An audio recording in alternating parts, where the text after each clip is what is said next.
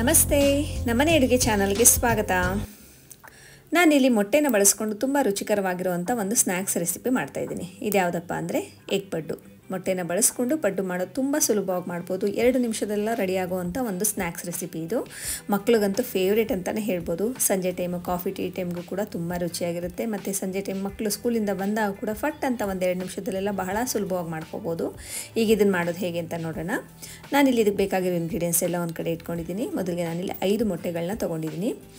ಈ 5 ಮೊಟ್ಟೆಗಳಿಗೆ ಏನೇನು ಮಿಶ್ರಣ ಬೇಕು ಅಂದರೆ, 1 ದಪ್ಪ ಗೆಡ್ಡೆ ಈರುಳ್ಳಿನ ಸಣ್ಣದಾಗಿ ಕಟ್ ಮಾಡಿ ಇಟ್ಕೊಂಡಿದ್ದೀನಿ. ಜೊತೆಗೆ ರುಚಿಗೆ ತಕ್ಕಷ್ಟು ಉಪ್ಪನ್ನು ತೊಗೊಂಡಿದ್ದೀನಿ. ಮತ್ತು ಕೊತ್ತಂಬರಿ ಸೊಪ್ಪು ಸ್ವಲ್ಪ ಸಣ್ಣದಾಗಿ ಕಟ್ ಮಾಡ್ಕೊಂಡಿರುವಂಥ ಕೊತ್ತಂಬರಿ ಸೊಪ್ಪು ತೊಗೊಂಡಿದ್ದೀನಿ. 1 ಸ್ಪೂನಷ್ಟು ಅಚ್ಚ ಖಾರದ ಪುಡಿ ತೊಗೊಂಡಿದ್ದೀನಿ. ಒಂದು ಅರ್ಧ ಬಟ್ಲು ಕ್ಯಾರೆಟ್ ತುರಿ ತೊಗೊಂಡಿದ್ದೀನಿ. ಜೊತೆಗೆ 1 ಸ್ಪೂನಷ್ಟು ಕಾಳು ಮೆಣಸು ಪುಡಿ ತೊಗೊಂಡಿದ್ದೀನಿ. ಇಷ್ಟು ಇಂಗ್ರೀಡಿಯೆಂಟ್ಸ್ಗಳನ್ನ ರೆಡಿ ಮಾಡಿ ಇಟ್ಕೊಂಡಿದ್ದೀನಿ. ಈಗ ಮಿಶ್ರಣನ ರೆಡಿ ಮಾಡ್ಕೊಳ್ಳೋಣ. ನಾನಿಲ್ಲಿ 1 ಬಟ್ಲು ತೊಗೊಂಡು ಇದಕ್ಕೆ ಮೊಟ್ಟೆಗಳನ್ನೆಲ್ಲ ಹೊಡೆದು ಬಿಟ್ಕೊತಾ ಇದ್ದೀನಿ.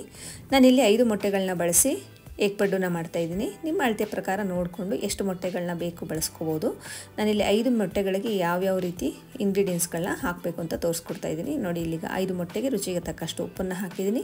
ಜೊತೆಗೆ 1 ಸ್ಪೂನಷ್ಟು ಅಚ್ಚ ಖಾರದ ಪುಡಿನ ಹಾಕಿದ್ದೀನಿ. ಈಗ ಇದನ್ನು ನೀಟಾಗಿ ಮಿಕ್ಸ್ ಮಾಡ್ಕೊಳ್ಳೋಣ. ನಾನಿಲ್ಲಿ ಒಂದು ಬೀಟರ್ ಸಹಾಯದಿಂದ ನೀಟಾಗಿ ಮಿಕ್ಸ್ ಮಾಡ್ತಾಯಿದ್ದೀನಿ.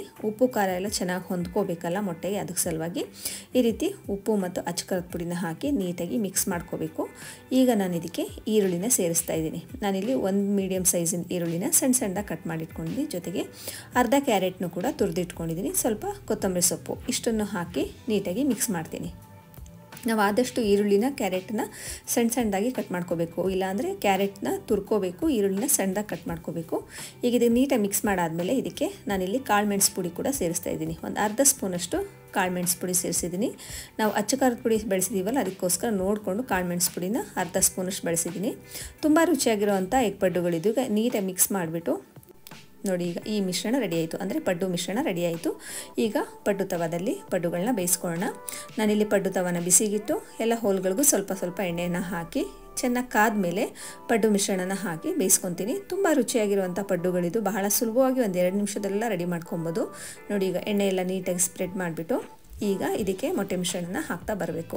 ನಾನಿಲ್ಲಿ 3/4 ಭಾಗದಷ್ಟು ಕವರ್ ಆಗೋ ರೀತಿಲಿ ಮಿಶ್ರಣನ ಹಾಕ್ತಾಯಿದ್ದೀನಿ.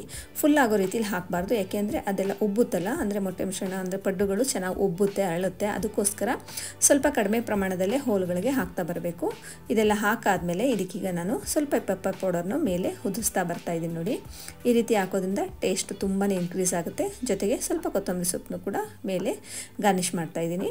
ಈಗ ಇದನ್ನೆಲ್ಲ ಹಾಕಿ ಲಿಡ್ ಕ್ಲೋಸ್ ಮಾಡಿ 1 ನಿಮಿಷ ಬೇಯಿಸಾದ್ಮೇಲೆ ತಿರುವು ಹಾಕಿ 2 ಕಡೆ ಕೂಡ ನೀಟಾಗಿ ರೋಸ್ಟಾಗಿ ಬೇಯೋ ರೀತಿಲಿ ಬೇಯಿಸ್ಕೋಬೇಕು. ನೋಡಿ, ಈಗ 1 ನಿಮಿಷದಲ್ಲೆಲ್ಲ ಚೆನ್ನಾಗಿ ಬೆಂದಿದೆ. ಈಗ ಇದನ್ನು ತಿರುವು ಹಾಕ್ತಾ ಬರೋಣ. ನೋಡಿ, ಈಗ ತಿರುವು ಹಾಕಿದ್ರೆ ಒಳ್ಳೆ ಕಲರ್ಫುಲ್ ಆಗಿರುವಂಥ ಪಡ್ಡುಗಳು ನೋಡಿ ಎಷ್ಟು ಒಳ್ಳೆ ಗೋಲ್ಡನ್ ಕಲರ್ ಇದೆ ಅಲ್ಲ. ಈ ರೀತಿ ನಿಧಾನವಾಗಿ ತಿರುವು ಹಾಕಿ 2 ಕಡೆ ಚೆನ್ನಾಗಿ ಬೇಯೋ ರೀತಿಲಿ ಬೇಯಿಸ್ಕೋಬೇಕು.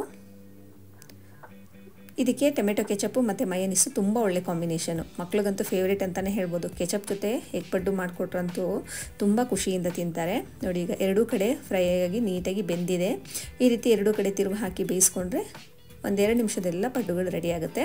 ಈಗ ಇದನ್ನೆಲ್ಲ ತೆಗೆದುಬಿಟ್ಟು ಇನ್ನೊಂದು ಬ್ಯಾಚ್ ಇದೇ ರೀತಿ ಬೇಯಿಸ್ಕೊಳ್ಳೋಣ. ನಾನಾಗಲೇ ಹೇಳಿದಾಗೆ 5 ಮೊಟ್ಟೆಯಲ್ಲಿ ನಾನಿಲ್ಲಿ 2 ಬ್ಯಾಚಷ್ಟು ಪಡ್ಡುಗಳನ್ನ ಬೇಯಿಸ್ಕೊಂಡಿದ್ದೆ, ಅಂದರೆ 24 ಪಡ್ಡುಗಳಾಗಿದೆ. ನೀವು ನೋಡಿಕೊಂಡು ಅಳತೆ ಪ್ರಕಾರ ನಿಮ್ಗೆ ಎಷ್ಟು ಬೇಕಷ್ಟು ಹೆಚ್ಚಿಸ್ಕೋಬೋದು, ಇಲ್ಲ ಕಡಿಮೆ ಮಾಡ್ಕೋಬೋದು. ನೋಡಿ, ಈಗ 2 ಕಡೆ ತಿರುವು ಹಾಕಿ ಇದನ್ನು ಕೂಡ ನೀಟಾಗಿ ಬೇಯಿಸ್ಕೊಂಡೆ. ಇಷ್ಟೇ, ತುಂಬ ಸಿಂಪಲಾಗಿ ಮಾಡ್ಕೋಬೋದು ಅಂತ ಎಗ್ ಪಡ್ಡುಗಳಿದು. ನಾನಾಗಲೇ ಹೇಳಿದಾಗೆ ಸಂಜೆ ಟೈಮು ಮಳೆ ಬೀಳ್ತಾ ಇದ್ದಾಗ, ಇಲ್ಲ ಮಕ್ಕಳು ಸ್ಕೂಲಿಂದ ಬಂದಾಗ ಈ ರೀತಿ ಪಡ್ಡುಗಳನ್ನ ಆದಷ್ಟು ಬೇಗ 1-2 ನಿಮಿಷದೆಲ್ಲ ಪಟ್ಟಂತ ರೆಡಿ ಮಾಡಿಕೊಡಿ. ಮತ್ತು ತುಂಬ ಖುಷಿಯಿಂದ ತಿಂತಾರೆ ಕೂಡ, ಮತ್ತು ಆರೋಗ್ಯಭರಿತ ಕೂಡ. ನಾವು ಹೊರಗಡೆಯಿಂದ ಜಂಕ್ ಫುಡ್ಗಳನ್ನ ತಂದು ಕೊಡೋ ಬದಲು ಈ ರೀತಿ ಆರೋಗ್ಯಕರವಾಗಿರುವಂಥ ಒಳ್ಳೆ ಪ್ರೋಟೀನ್ ಯುಕ್ತ ಎಗ್ ಫುಡ್ಡನ್ನು ಮನೆಯಲ್ಲೇ ಮಾಡಿಕೊಟ್ರೆ ಬಹಳ ಒಳ್ಳೆಯದಲ್ವ. ನೀವು ಟ್ರೈ ಮಾಡಿ. ಇಷ್ಟ ಆದರೆ ನನ್ನ ಚಾನಲ್ಗೊಂದು ಲೈಕ್ ಮಾಡಿ, ಸಪೋರ್ಟ್ ಮಾಡಿ, ಸಬ್ಸ್ಕ್ರೈಬ್ ಮಾಡಿ. Thank you for watching.